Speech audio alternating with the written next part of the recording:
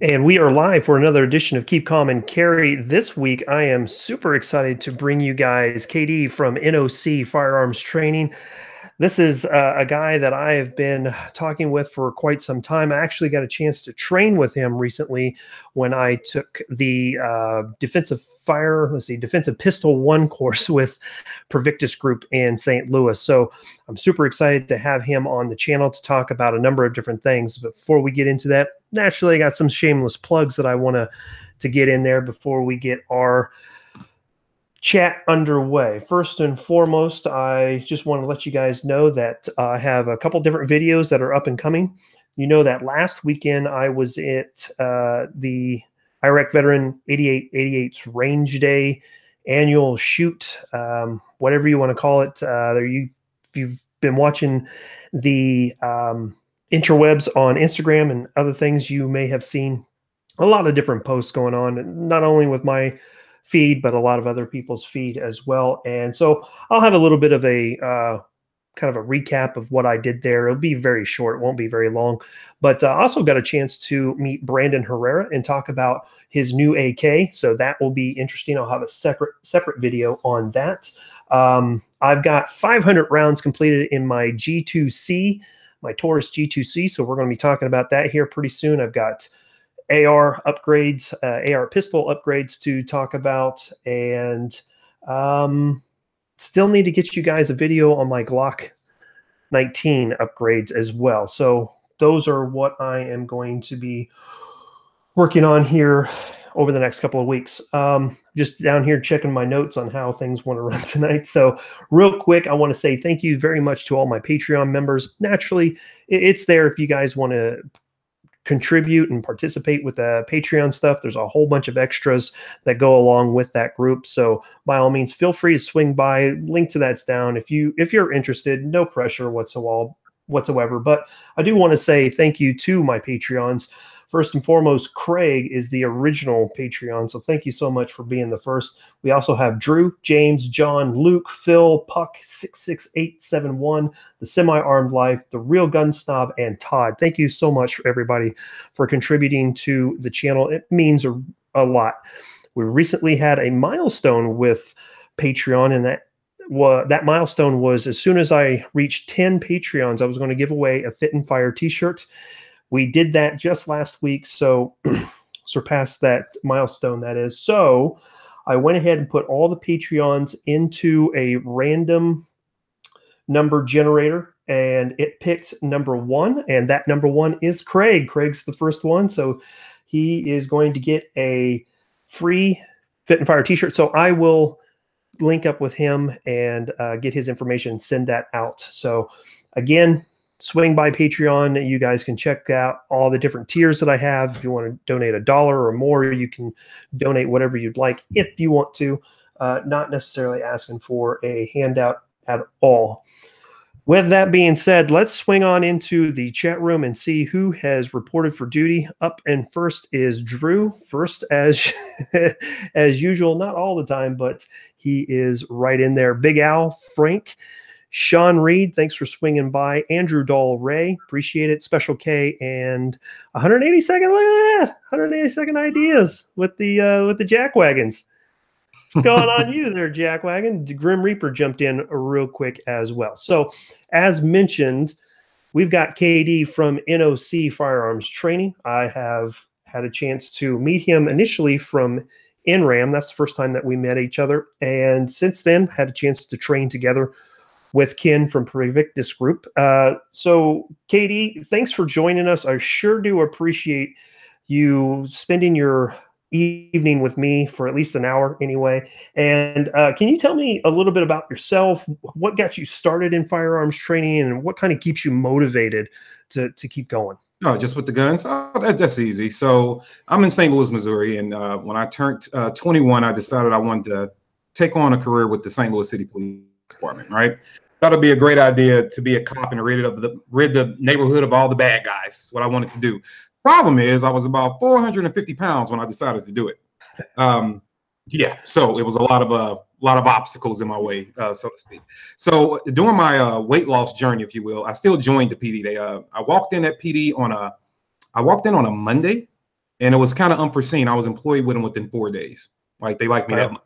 Yeah. So I worked in our prisoner processing division. So I was responsible for prisoner transport, guarding the grown babies, murderers, you name it, we did it. And that's what I did for the police department. So with that came firearms training. All right. I had no idea. They stuck us in the back of a paddy wagon. I remember saying, this is not what I signed up for. Why am I in the back of the paddy wagon? But they stuck us in the back of the paddy wagon, drove us down to the range, and we walked up, and it was 5 instructors. The baby of the instructors had 30 years experience. And the first time I looked at the table, I saw roughly 100 guns laying out. It was love at first drool. Like, and from then I became a stalker of the academy, and I just stalked. I asked questions. I geeked out about guns, and that was 20 years ago, man, and I never let it go. So what keeps me going is now, from my background and where I'm from, and we can get into that stuff later, but even working with the PD, you get to see some good people make bad decisions, but you also get to see real life monsters, real life creatures, right? And so I've always wanted the everyday plumber, the everyday soccer mom, or, you know, carpenter. I wanted those people to have the tools needed to keep themselves protected from those individuals. Right on, right on. Real quick, I've got a super chat coming in. Drew wants to know why I'm so sweaty. I told him it was because I just got done watching Cops, but I've been running like you couldn't believe. I had to get a workout in. I had to get my oil change. I had to get my daughter to Taekwondo and back here to get you guys this live chat. So also wanted to say a special shout out to the Archangel. If you guys don't know who that is, she is one of the backbones to the Hank Strange channel. So thank you so much, Lola, for swinging by. Black Diamond Guns and Gear, thank you guys for swinging by. Frank, Tim, I see you guys there. Digger and Reaper. All right, so covered up the chat room real quick. So that's actually a really interesting take. Just to jump in here, as far as your background goes, you said that you were into prisoner processing. A lot of people think that you go into becoming a cop and that's just what you are. You're a cop, but there's a lot of different jobs out there that a lot of people don't really know about. What are some of the other positions? I know this is kind of off script here, but what are some of the other positions? Yeah, that's good. Law enforcement is a system, and people should know more about that. Everybody's not fit out to be on the streets, right? You have plenty of people that are brains, that we need you in divisions like investigations. You can do things like the crime lab. You have obviously prisoner and prisoner control, and those things, they go a lot in depth, like the arrest system we use and all those things we still use today in the city. I helped design. So it's a lot of federal standards. You can be involved with working with the DEA. We did a lot of work with the DEA, ICE, the U.S. Marshals. It's a lot of different things you can get into. You can be on the court side of it, where you can be learning about processes and how laws work, and, you know, shuffling papers, but working with judges and things like that. So yeah, people always think law enforcement is, which is cool, sirens and lights. I mean, I've driven those cars. They're awesome. They're fun. At the same time, it's a system, and we need people in every part of that system. Everybody's just as important as the next. Yeah, exactly. So naturally, with the chat room, if you guys have any questions for KD as this chat continues to manifest itself, by all means, swing it in there, and we will get that over to KD. The Archangel, I called Lola. I apologize because I don't know what I'm doing with my hands. So there's a second movie reference for you guys. So as a firearms instructor, what do you think is the number one benefit for concealed carry, or at least having some way to defend yourself? I like to tell people like this. There's a theory that guns change you, right? You're going to carry a gun, you're going to get yourself in trouble. You're going to carry a gun, and this is going to happen to you. You're going to draw unforeseen consequences your way. No, I like to tell people the reason why you should conceal carry at minimum, the reason why you should be doing that is because guns don't change who you are. They just protect who you are, right? So you are protecting you running back and forth to the AutoZone to buy parts for your car because you like to tinker with your vehicle. You're protecting taking your daughter to Taekwondo. You're protecting being a dad. You're protecting anything and everything you normally do in your life. It's just protecting it. It's all it is. And if you look at it that way, it's not changing you. It's just protecting who you are. That's it. That's why you should do it. Very good. Very good. The Archangel wants to know what burl is the best for pistol carry. Got the jokes. Got the jokes. All right. So our angle is definitely from Hank Strange. So since I'm from the Midwest and I got that St. Louis with the U's and the R's. So I don't say it takes barrel. It's not barrel. It's burl. That's what it is. Damn it. It's burl. When I say burl, that's where it comes from. But I don't know. Anything 3.6 to 4.0 is pretty much where I play it as far as concealed carry options, as far as burl lengths go. Oh, okay. So that's actually going to bring up a lot of questions, maybe. So something shorter than a 3-inch barrel, you wouldn't necessarily recommend. Is that what I'm getting here? I wouldn't say I wouldn't recommend it. When it goes for me, my hand size, like I got a pretty big mitts here. So something that's a 3-incher, you can go with. There are a few different options out there. Not that the guns aren't great firearms. But it just necessarily wouldn't work for me because of the size of my hands. But no, I would say that there are some, you could take, how can I say this? Revolvers are fine if you need to carry one, and some of those have 2-inch barrels, so it's fine. Whatever works for the performer with the firearm. For me, big hands, or when you start getting into wearing gloves in the wintertime and things like that, normally something that's has a little bit more mass to it just works better for me, but there are plenty of guns work for everybody. So today is a odd day because most of the second half of my day I spent in jogging pants. It's a soft J because I actually didn't run, but I carry the P365 is what I've been carrying. I know there's a lot of controversy around this pistol, but I've had a lot of luck with it. I haven't had any issues as of yet. So thoughts on micro compacts like that, say a Micro 9, a P365, or Glock 26, those styles, you're still comfortable with those? Yeah, I'm fine with anybody carrying anything that they can perform with. So I'm a big fan of, we all have our own biases, right? So I tell people all the time, if you're not carrying what I'm carrying, you're not carrying the right gun. And it's supposed to be lighthearted and fun, right? If you're not carrying what I'm carrying that day, and if I switch guns the next day and you didn't switch guns with me, now that gun sucks. So it's supposed to be lighthearted and fun with opinions. Now we can get into guns that just don't work. There are some guns that I wouldn't, necessarily trust my life to. But then again, budgets come into play. You get real finicky with things like that. But then there are other guns I love. I'll tell you one gun that I absolutely adore. That is a small little thing, and that's the Glock 42. I love that little guy. That little 380 is awesome.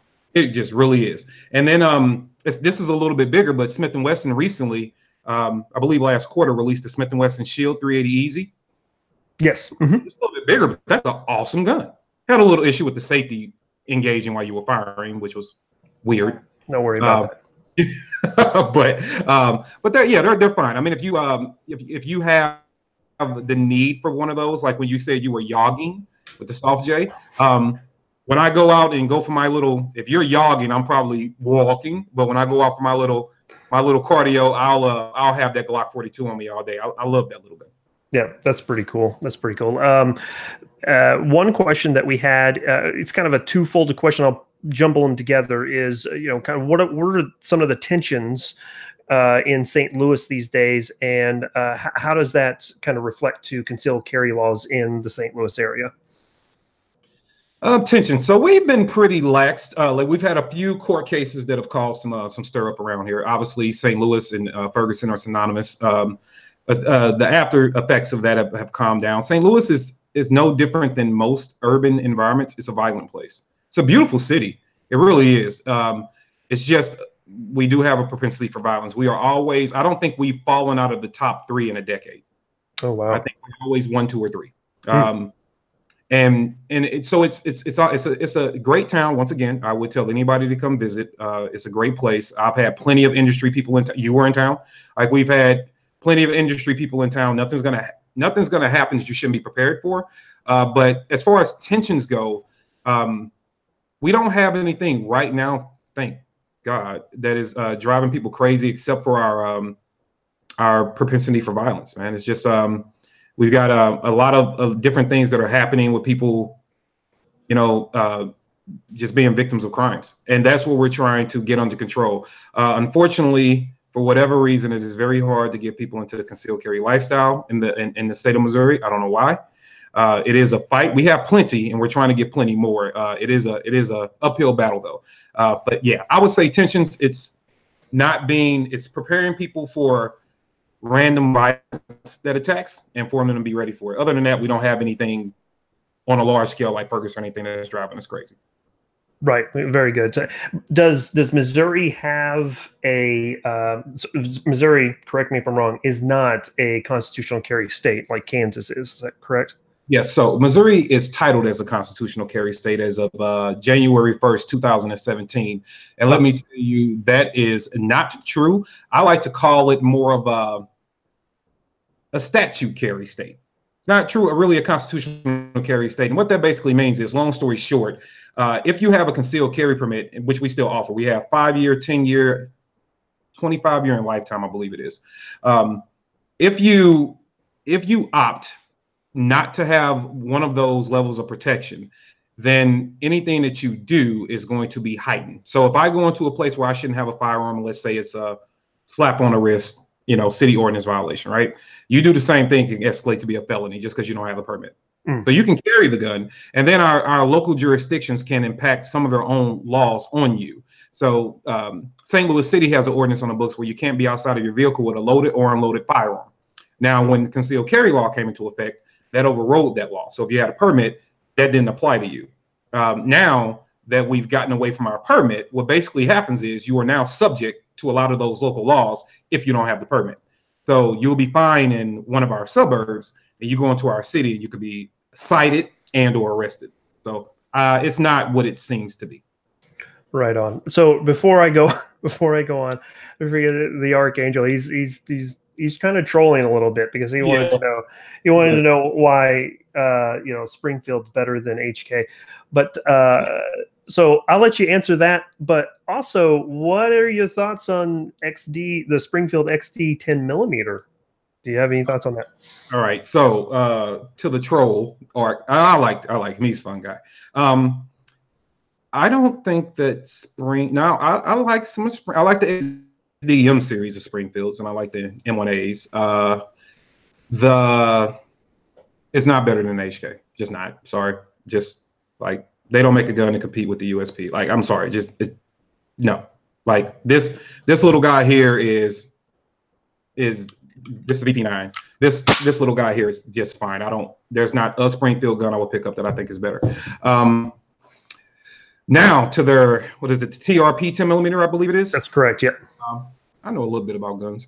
The TRP 10mm, for what it is, it's a 10mm, dude. And I think 10mm rock. So I think I saw an article where they put, I think 10,000 rounds through it, and there hasn't been a hiccup. I think they might have sent it to a couple of different guys to T&E, and they got 10,000 rounds without a hiccup through it. So I think it'll be fine. And in general, I think it's a cool concept. I like 10mm. I like the TRP if it's working. I haven't shot it. I held one. I just didn't shoot it. So no, I'm fine with it. I'm fine with it. But their XDMs are better. Now I do have one of their. I think one of my favorite Springfield guns is the XDM 5 1/4, the competition piece. So fine pistol, great pistol. Right on. I had a XD 45. That was the very first pistol I ever bought when I was very, very young, and I just wasn't overly impressed with them. I don't necessarily harp on people who carry them, shoot them, or whatever. If that's what they like and it's comfortable for them and they're proficient with it, by all means, you here and says you need to pick up a Steyr. I need to probably get one of those and see what they're all about, since he is such a avid admirer of the Steyr. So let's get rolling here. One of the next questions that I had for you is, here recently you gave a speech at the GRPC in Chicago, and you talked about perception. So what can you kind of expound on what you were talking about with perception as far as gun rights and the gun culture?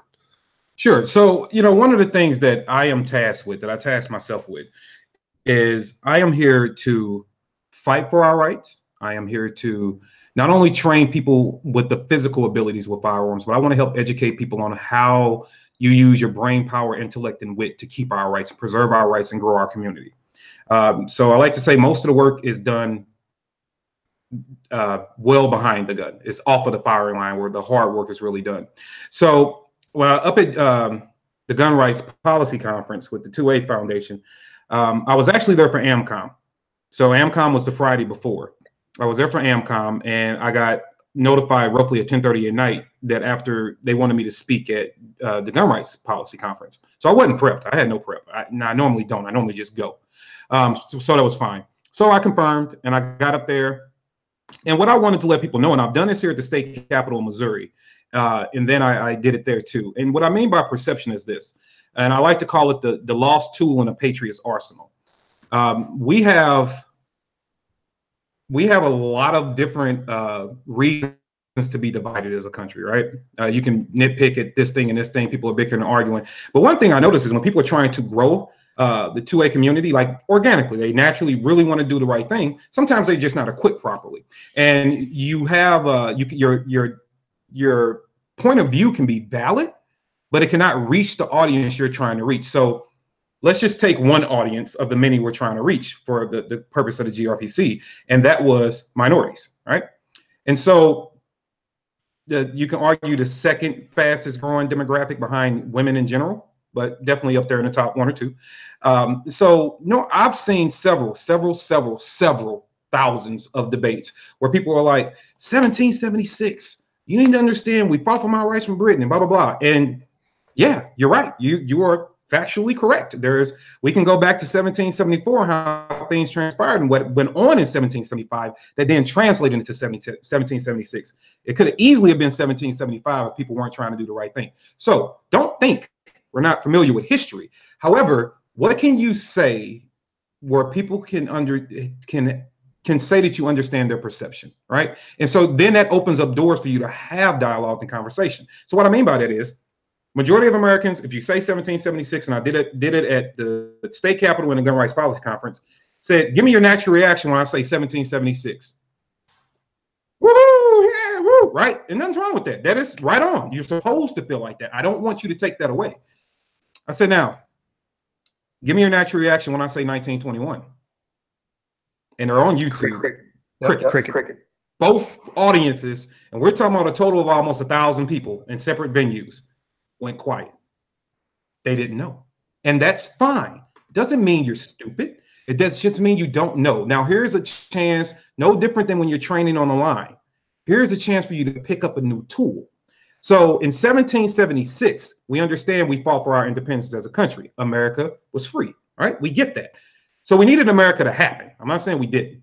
But however, in 1921, which is a lot closer to the date than 1776, you look at Black Wall Street outside of Tulsa, Oklahoma, where an entirely Black community that was so self-sufficient that only $1 out of every $10 generated left the community. It was very self-sufficient. It had its own educational system, own colleges, own doctors. It was so economically sound that New York's Wall Street mimicked and studied it before they can apply those techniques across the country. So it was a very successful community. Long story short, there was a bad court case that went on where a woman lied about something that happened to her by an elevator operator, back when you had to actually take people up and down. She told a false story on an elevator operator. The case went bad, and the white communities blew it to hell. They blew the entire community to hell. The state police bombed it from the air. The National Guard rode through the streets and started slaughtering people, so did the regular citizens. And then when the community tried to rebuild after dozens and dozens upon dozens of people were killed, when they tried to rebuild, they then legislated it to where they couldn't afford to. So we put you out with physical force, and then we wrote laws to keep you from rebuilding your community. If that's not the definition of tyranny in modern society, I don't know what is. So I like to try to tell people, when you're communicating with folks, understand their perception of what they might tie in closer to. So in 1776, people that look like me weren't even by law considered humans. That's fact. In 1921, we were. So in 1776, America was fighting for its freedom from Britain. In 1921, I was fighting for my freedom from America. Those are things that you don't have to get all into the racial debate. Those are just factual things that occurred. And when you're talking to people and you're yelling 1776 to them, they might be like, yeah, whatever, dude. Cool flag, right? But tell them about something that happened in 1917 is another story. And then tell them about 1921. Tell them about Rosewood, Florida. These are communities that were eradicated. We're not even just talking about one-off thing, like even the Emmett Till thing is horrible. We're talking about entire communities wiped away, no charges filed against anybody, nobody went to jail, and that's in more modern times. So that's what I'm trying to get people to understand. That's just one thing where you can understand what people might connect closer to, and how you, and then once you get them paying attention to that, guess what? Now you can have dialogue about similarities, right? Like, yeah, dude, that was screwed up that happened. I'm sorry, I didn't know. And you know what? Now I have another reason to say we need to keep our freedom, because I don't want that to happen to you again, right? And so then you start connecting and having a dialogue based off everybody's understanding. So you stop having these pools of people that say, oh, it's only for this community, oh, it's only for that. No, we all, I did a video where I said they suffered as well. I did an entire video which really threw people off because I didn't say who I was talking about toward the end. I went through a video talking about how they were drug out of their homes, hung and beaten in the streets for no reason. Their women were taken from them. They were called nasty names. They weren't given the best food to eat. They couldn't get jobs. And everybody just knew I was once again talking about the African-American struggle. No, I was talking about the Irish Catholic. Yep. See, I can understand their perspective because I studied a lot of different cultures and a lot of different things that happen with everybody. So when I'm talking to one group, I normally can say, okay, I got 17 things that I want to talk to you about, but I'm going to talk to you about this one because I know that's probably closer to your heart, right? And then once you realize that I care about you, now it's easier to have a conversation. Right on. So for those of you that don't already know, that NOC does have a YouTube channel. I do have a link to that speech that he gave. It's only about 11 minutes long. It's a really, really insightful speech. I really enjoyed it. He told me that I only had to watch the first couple of minutes, but I watched the whole thing and enjoyed all of it. It's down in the description below if you guys want to check it out after this live chat. But at the end of the speech, you started talking about aiming for the truth. And I know that's kind of a pun on words, but can you kind of expound a little bit on what all of that means? First of all, thank you for realizing it's a pun on words, because I like it when people realize that. But aiming for the truth, I'm a big fan of making sure that if you have a complaint, you have a solution, right? So what can we do in this country to, oh, that's so sweet. What can we do in this country? I love that, man. I'm surprised my daughter's not jumping around. Yeah. It's bedtime, so I had to make sure I gave her a kiss before she went in. That is the most important thing you can do, sir. That made my day. That was awesome. Oh, thanks. Yeah, I'm a big fan of families. So Aiming for the Truth is a program that I started, and it is basically an approach. We're aiming for the truth around violence. It's not any kind of tool. It's not a gun. It's not a car. It's not a bat. It's the machine being the human. And how can we help fix the machine? So Aiming for the Truth does just that. We want to aim for the truth around violence and kill it at its roots for people who are less violent, inherently less violent. And so the elevator speech is, we cover things like mental illness, because we want to make sure your mind's conditioned, you can deal with mental illness. We want to cover rebuilding the family. Families are the cornerstone of society. We need them back. We need them to be as important as they were before. Employment skills. How can we help you get employment skills? There are a lot of guys that will reach out to me that are 30, 35 years old that don't know how to tie a tie. You know, so they're lacking a lot of the simple skills where they can go in and get employment. Well, guess what? If my mind's not right, I'm going to be violent. If I don't have anything to keep me grounded like family, then I got less to lose. If I don't have a job, human nature is to survive. You know, I might be doing the wrong thing, but I want to survive if I can't make an income to take care of myself. Then we want to help people's children get into better things to do. So it could be a tutoring service. It could be a better school district. It could be getting them. There are a lot of kids that don't even know what Boy Scouts is. A lot of parents that don't know what Boy Scouts is. So maybe we can get you away from your normal environment and show you that life is full of different flavors, right? And give you something to look for. And they want to talk about conflict resolution, what conflict is, how you solve it and resolve it, including within the family. And then we challenge fathers to be more active. So I spent a couple of years running a program through the NFL called All Pro Dad. It's started by Tony Dungy with the Indianapolis Colts. And I ran that program for a couple of years, and I was able to put 70 fathers back into their kids' lives, right? And we're looking at that and looking at the transformations that happen with people. I always wanted to make sure I had that as part of what I did, so I spilled it over into the program.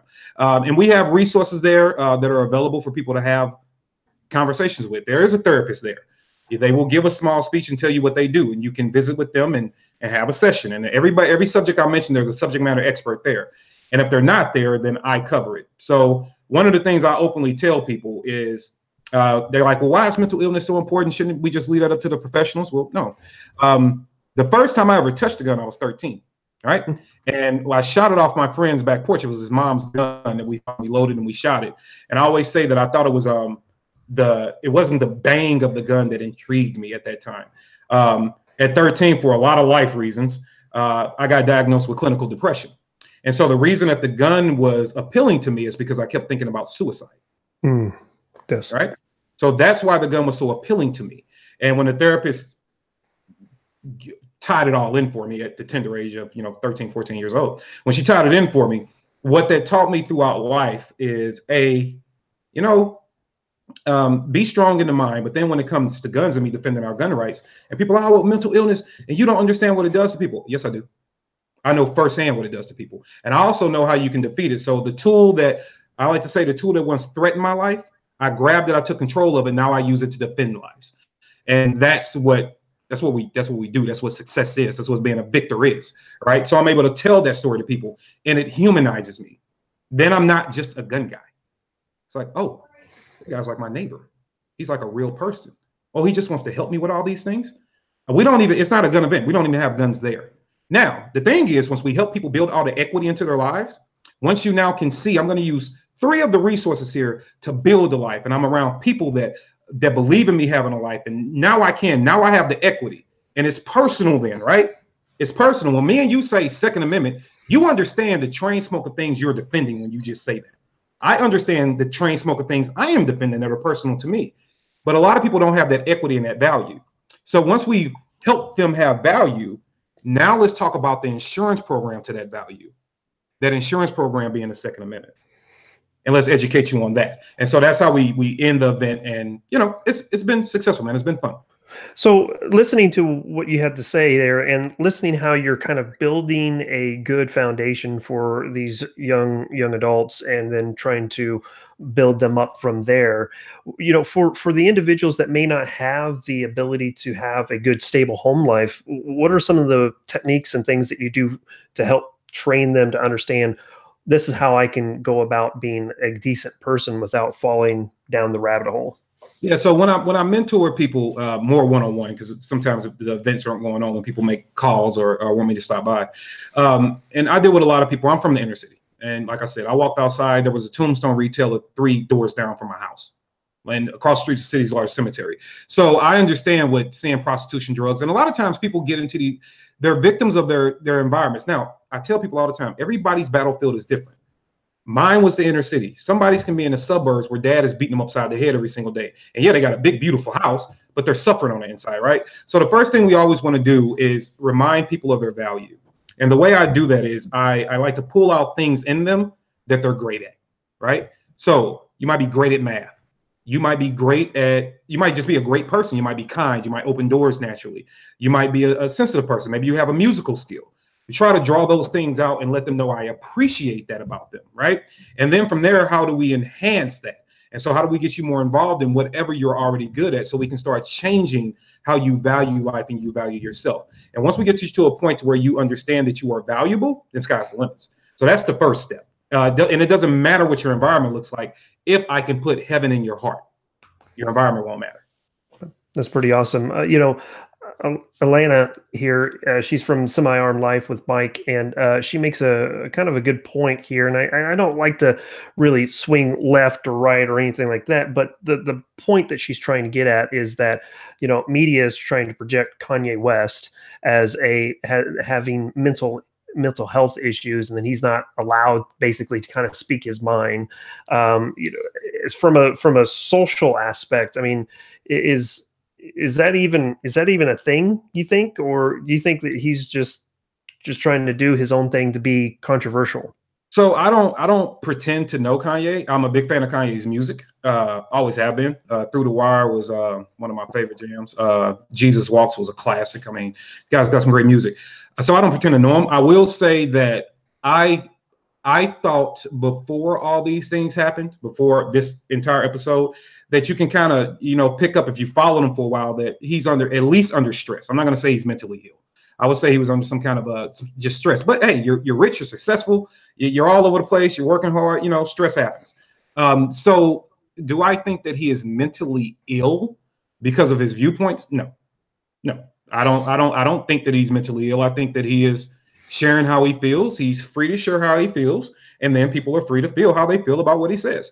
But I don't think that it's fair to say because his viewpoints are so different from what somebody else's might be, and that you might disagree with wholeheartedly. I don't think it's fair to immediately say somebody has a mental illness. I think that's the saying that as soon as somebody loses a debate, slander is their best tool, right?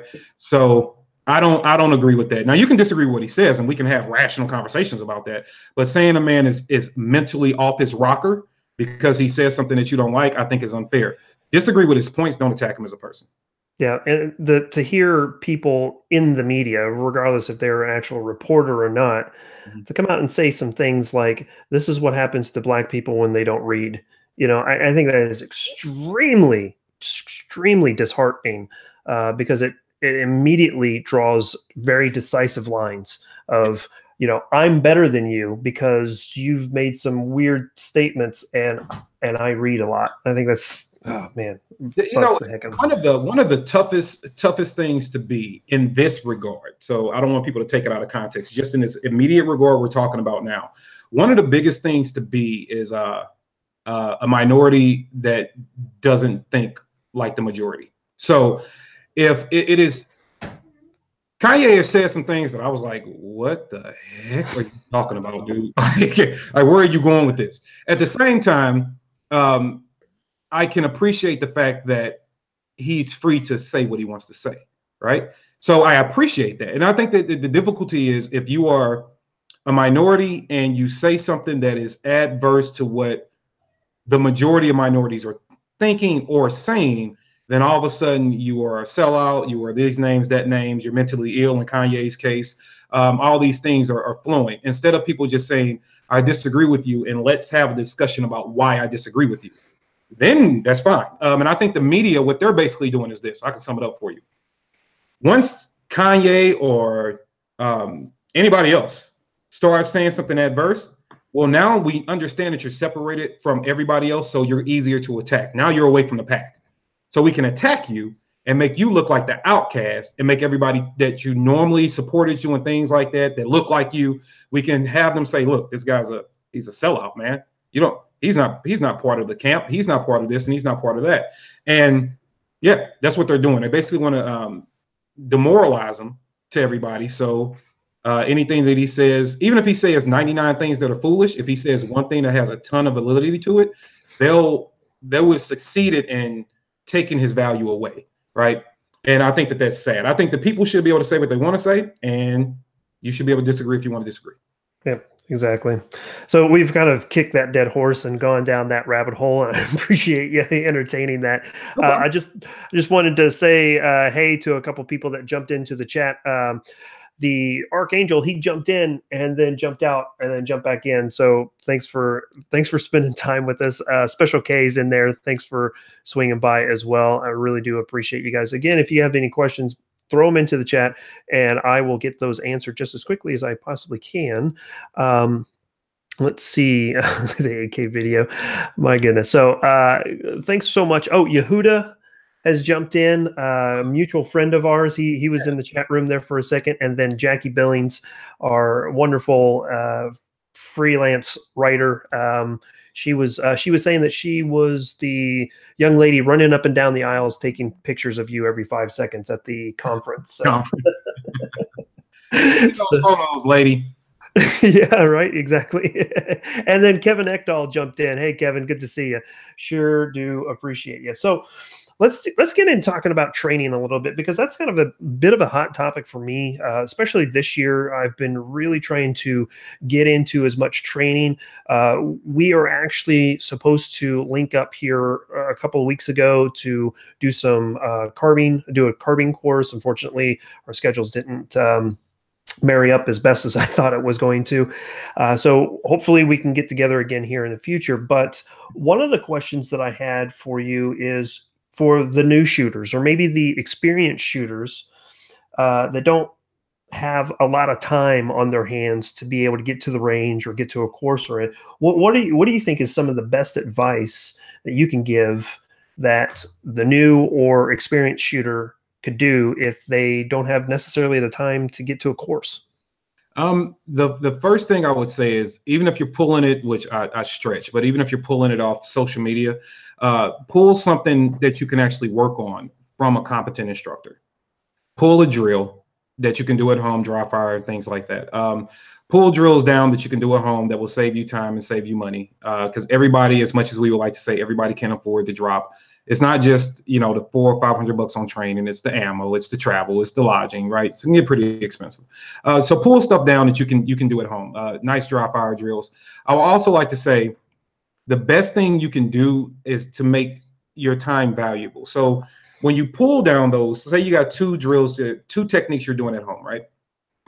When you get out to the range, take ammo that you're going to use to execute those drills. Stop going to the range just nilly-willy, blowing rounds downrange. Stop doing that. Because if you take 100 rounds and you shoot it, well, you can shoot 100 rounds in 15 minutes if you really wanted to, right? And you blow through it, yeah, you had the experience, but what did you learn, right? You're not training. Now, you kept saying this even in his course, the subconscious, right? Are you really giving it the reps it needs, or are you just blowing rounds? So if you slow down with the ammo you do take, so do the dry fire drills at home. When you get out to the range, execute those drills at the range, conserve your ammo, use it wisely. Dedicate 50 rounds to this drill and slow down and think about what you're doing. Take notes, record yourself where you can get some feedback. Take these 50 rounds, do this drill. Take notes, record yourself, get some feedback. And if you do that, and I like to tell people, if you do those type of things, here's what'll happen. Even with that kind of training, the more you train, the less you'll shoot. And what I mean by that is this. The more you train, the less you'll shoot, because you'll be more conservative with your ammo. You'll understand that you're working on drills and fundamentals, and you'll burn through less ammo, thus saving money and thus shooting less. Also, the more you train, the less you'll shoot, because if you ever get into a combative situation, you will need less rounds. You won't be shooting as much because you will be proficient with what you have. So that's my advice. Awesome. So Special K jumped into the chat and wanted to know if you would expound on one of your more recent videos of the effort drill. So, man, I was out and I was doing some drills and working on some stuff and tightening some things up, kind of getting ready for the 2019 season. And I was setting up, and I had a really good day. I was really having a good day. And then I thought about it. I was like, man, today is the day I like brought everything. And I normally always forget my staple gun. Always forget my staple gun, right? And so I was just like, you know what? As much as I'm not about wasting ammo, how can we add? I like to have a good time. So I'm like, how can we also make this fun for people? And I was like, well, let me tell them about a drill that I've been doing for a few years. I just never recorded it. And it's just basically, the day that you show up to the range, your shots aren't falling the way they're supposed to, your technique is just off, your gun sucks that day, like things aren't just lining up, like everything is bad. Load your magazine, make sure that your environment is safe and suitable. Remember your 4 safety rules, make sure everything is all right. Grab you a rubber dummy and just put the muzzle to his head and just let it go. just let it go, man. And just let it go. Exert that energy, pack up and go home. Just so that's just the effort, man. Just today's just not the day, and burn them down and go home. Just leave with a smile on your face. I have got a video coming out here in just a second with one of the new pistols that I have, and I was at the range. I got, probably about 250, 300 rounds through it, and it was just not happening. I was, trying to make sure that I understood how the sights work with this new pistol, and how the trigger reset and all these different things that were happening, but it was just not. It was not going good for me. So I've had to take a step back and realize, what am I doing wrong? Am I doing something wrong? Is it the pistol itself? It's just us not, relating with each other as much as a person and a pistol can. So that's pretty funny. I have to take his. Haven't had a chance to watch that video yet, but I will right after this. I will tell well, try the effort drill for one. You need to look that up and try to give that drill a try. If that'll work out, you'll love that. It'll make you feel better. And two, I'm gonna say this because you brought up the fact that we ran through Ken's defensive handleable fighting pistol is what it's titled. And I'll tell your audience this: this guy can run a gun. He can run a gun.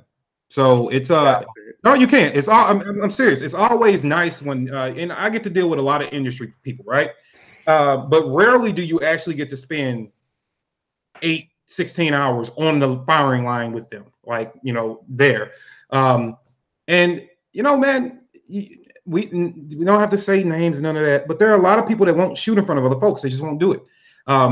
And that's fine. And I'm not casting judgment. It's just it's always good to me when I see people that are doing the good work, having a podcast, out learning, showing people their experiences, trying to do what they can do to bring awareness to what we do in a good natured way. It's always nice when I get to stand there and I'll be like, not only do you do good work over here, that guy can run a gun, or that girl can really run a gun. Just makes me feel good. So people should know that. No, you can shoot, man. That's pretty awesome.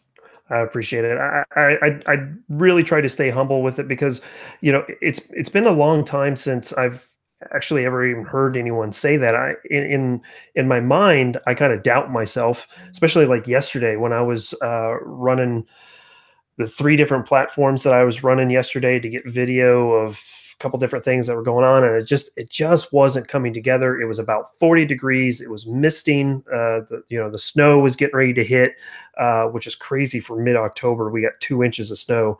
Did you get anything out in St. Louis? It got cold and a little drizzle, but no snow. Oh, okay. So to hear someone say that, it was really, really means a lot because I tell you, I do doubt myself, and I'm not going to tout myself as an expert gunslinger or rifleman at all. But to hear that is, Special K's got it. I'm blushing. Yes, I am blushing a little bit. Good job. I'll stand by you today.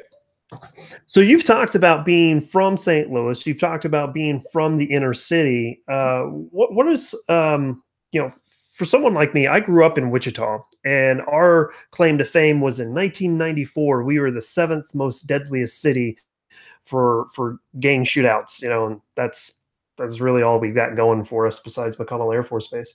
Now I live in a smaller community. It's I wouldn't say it's a small city, but it's a lot smaller than Wichita and St. Louis. So, what are some of the things that an individual needs to be very cognizant of when they're in larger cities to kind of protect themselves and, not be a victim?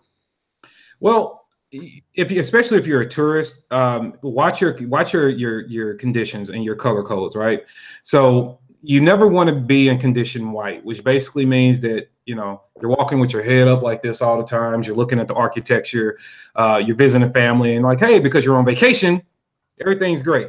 No, your situational awareness needs to be keen. It needs to be, I like to tell people, stay right around the yellow marker. You're just kind of ready for everything. You're observant, but you haven't went to red or black where you're like ready to do something. You're just ready. You're just prepared, hashtag be prepared. Scout the area before you come. Downtowns of any major city can be tricky. So you need to scout the areas. If you're going to a ball game or something like that, be prepared, budget to pay for the better parking, the more well-lit parking. It might cost you $30, but it might be worth it, right? Especially if you're in a foreign city with out-of-town plates. In St. Louis, our criminals target cars with out-of-town plates. So we've had a lot of bands have their equipment stolen. We've had a lot of tourists that are just stopping through, have their entire car stolen. If you have out-of-town plates and you're going to any major metropolitan area that is not in your state, you need to be very careful about what you leave in your car, when you go with your car, and be very careful about sticking out as a tourist, because there are people that are looking to get you. You're going to be here less to testify. If there's something goes on, you're probably just going to be ready to go home. You're going to be more frustrated. You're easy targets, right? Also understand at least some of the minimum self-defense laws in the state you go to, and make sure that they have reciprocity with you if you're going to be carrying your firearm. Make sure of that. That's another good thing. And if you're going to carry anywhere outside of your state, I highly recommend, I see people from out of state do this often in Missouri. carry concealed, man. And I don't mean you're carrying concealed under a tight t-shirt where everybody can clearly see the serial number of your gun protruding through your shirt. Like, really carry deep concealed, because you don't want to stick out for those reasons either. Blend. If you're going to come into the inner city, I hate to say this, but it is what it is. Make sure you have somebody that is reflective of the area, right? Because if you come through inner city St. Louis and you're just riding around as a white dude, you're one of two things. One of three things. You're some type of investor, you own a business or something like that, or the homes or something like that around the area.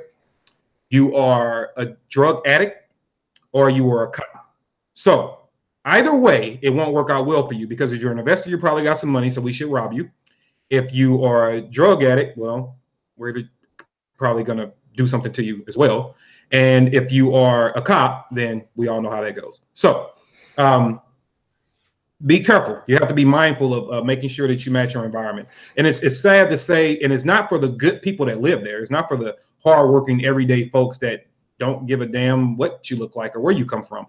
It is for the very minority, the very few that are literally, you know, as they say in the Bible, the devil prowls the earth, you know, looking for somebody to attack. And that's pretty much what some of these individuals are. It's only 1 or 2%, but when they do things, it becomes very loud, very quick. So make sure that you are acting accordingly. And at the same time, do not come into my city. And I tell people this all the time. Don't come into my city looking scared. Yeah. I don't like that. We get a lot of pictures where people, they get into my city, or the guys come from the suburbs into the city, and they take all these stupid Facebook photos with their gun on their lap and the intersection they're at. You are portraying the image that people here are looking for a reason to attack you. What we're trying to protect everybody from is the criminal element. That criminal element does hide well inside of the inner city, but it is not the majority of people there. So when you come into the inner city, yeah, there are criminals. They do exist. They exist in the suburbs too, but they mask themselves very well. The majority of people that live in these areas are good, hardworking, decent people. Some of them can't afford to live and go anywhere else. Many of them can afford to live wherever they want to, but they chose to stay and make their own communities better. So when you show up and you're like, oh my God, I'm at Kings Highway in Natural Bridge, I have a gun on my lap, and I'm going to take a picture and put it on Facebook, and look where I am at. It's so dangerous. You better have a gun. You are not doing anybody any service, and you're making yourself look like I won't say the word, but you're making yourself look bad. A tool. You can say it. Yeah, it can be a tool.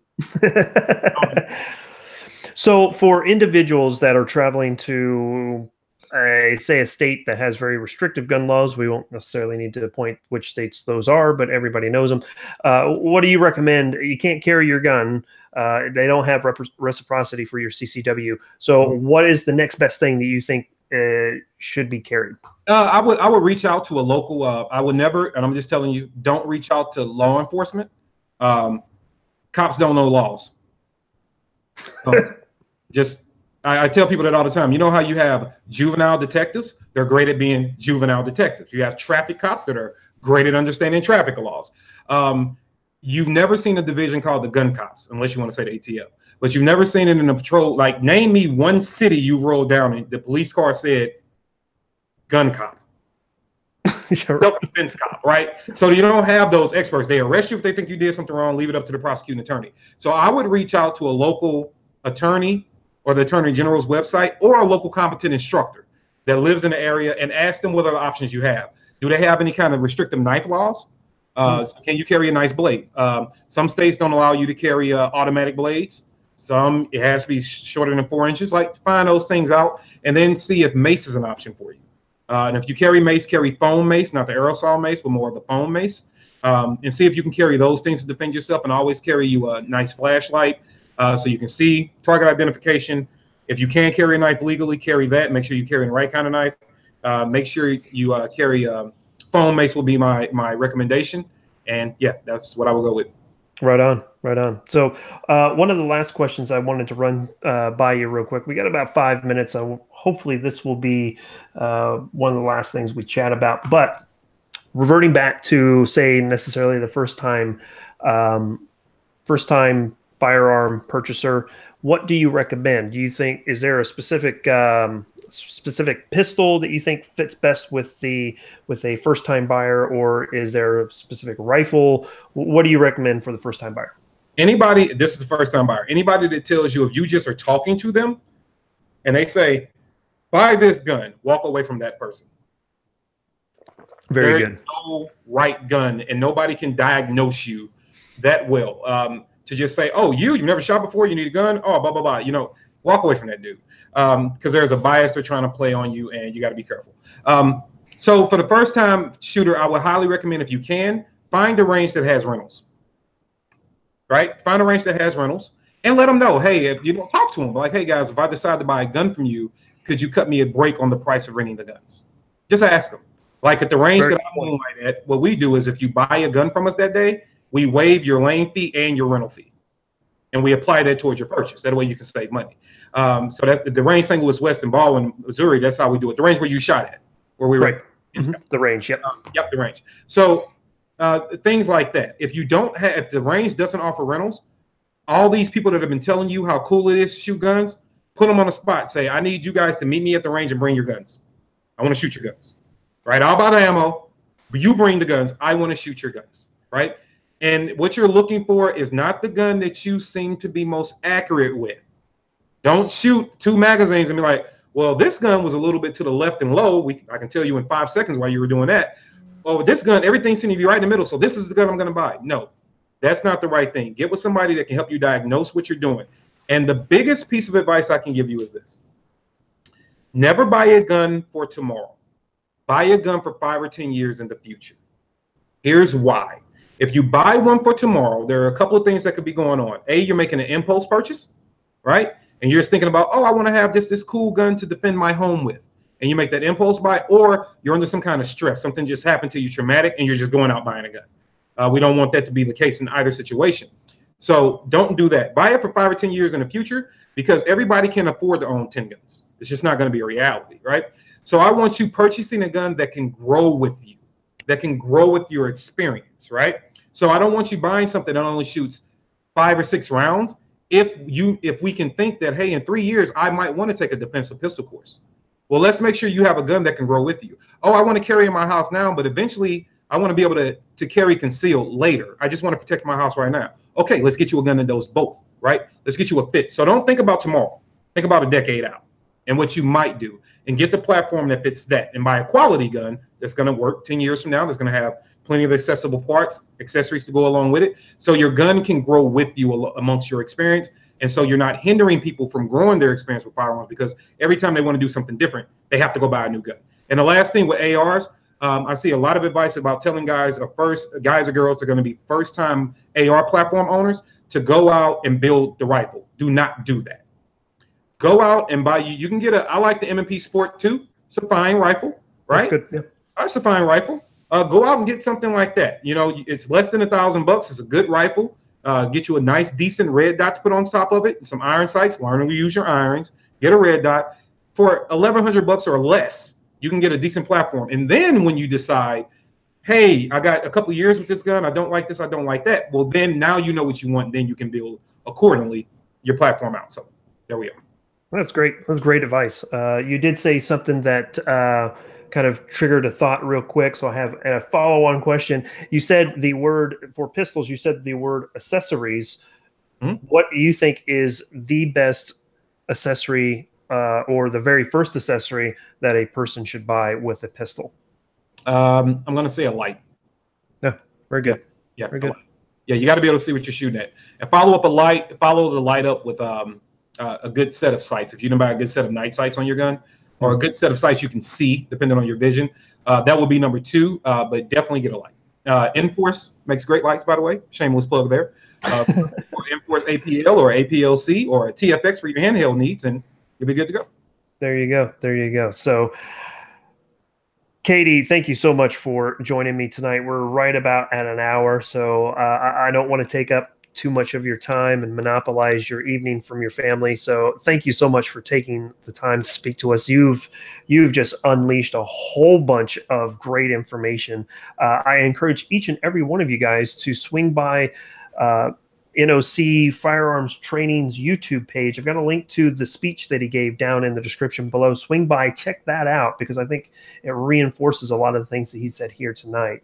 Again, Katie, thank you so much for swinging by. Any last words before we go? No, I would just tell everybody, you're following a great platform here. I like what Fit and Fire's got going on. If you want to be more in depth into things, or expand your horizon, you are more than welcome to follow me. Easy way to do that, if you guys are Instagrammers, or the gram that's quick, as I call it, it's NOC Firearms Training. And also KD of NOC on Instagram. Facebook is the same thing. NOC Firearms Training, KD of NOC, and then Kevin Dixie. That's D as in dog, IXIE. And then also the YouTube channel, which is NOC Firearms Training. And you can also hit our website at nootherchoice.net. And there you go. I've got a lot of that stuff down in the description below as well.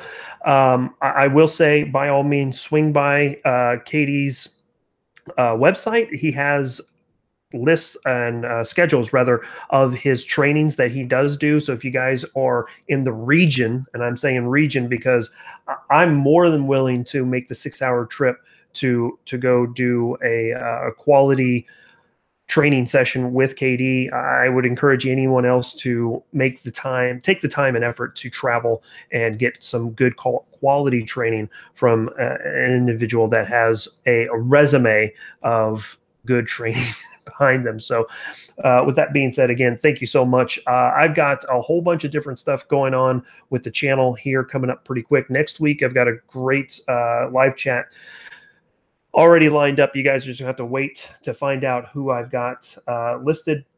So thanks again for swinging by tonight and joining myself and KD with NOC Firearms Training. I sure do appreciate taking the time on a Monday night. You guys got a lot of things going on, and it means a lot to me. So stay tuned for a whole bunch more great stuff. Follow KD on all the different social media outlets. If you can, go get some training with him. You will not regret it, and I sure do appreciate everybody swinging by. So with that being said, we're going to wrap it up. As always, keep calm and carry. Take care, guys. Good night.